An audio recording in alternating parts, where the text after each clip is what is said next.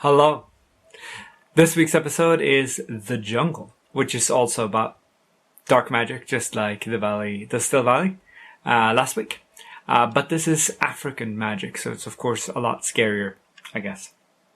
The first few shots of the outside of the building, it's not a building, that's a model, you can tell.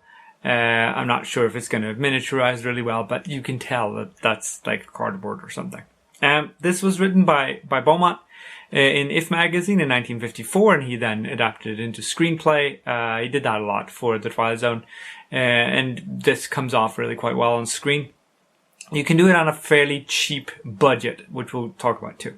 So, the tooth drop is interesting. He has the tooth in his handkerchief, so when the glass gets knocked over, it sort of appears on the counter.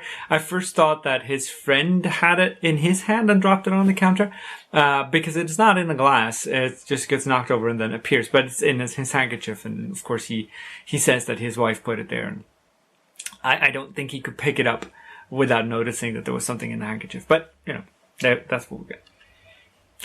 He has no wedding ring. Even though he's married, he has a ring on his pinky, but not on his ring finger. Things that people notice, or at least I notice. It's very hard being still. We talked about this last week as well, and here in the party shop where there's a African warrior with a spear or something, they didn't have a mannequin because a mannequin wouldn't look frightening enough. So they have a guy, and he's standing there, and he does a good job, but he's still, you know, a guy. And they didn't use a free shot. They have the guy standing there, going, moving just a tad.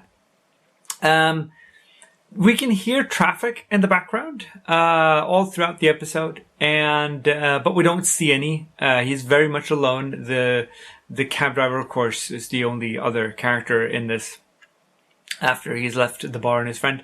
And then the homeless man who disappears through magic, we're guessing.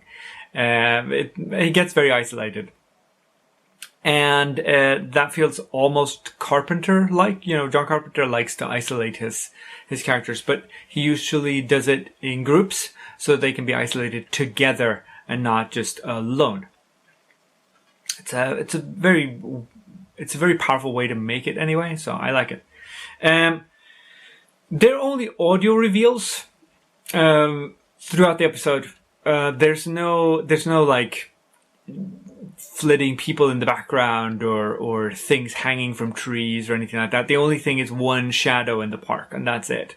Everything else is just audio reveals, which is very, you know, it's very cheap, I guess.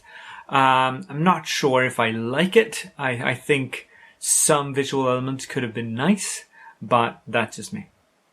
And of course the episode ends with a lovely lion. They have a lion, it's sitting on the bed, and then they get it to leap at the camera. It's just a lovely lion. I guess they had trained lions available to them from animal wranglers. It's just a big, fluffy cat. It's very adorable, and very, very, very dangerous. Do you hear that? That's strange. I think I'm gonna go now, and I will see you next week for an episode with Buster Keaton. See ya.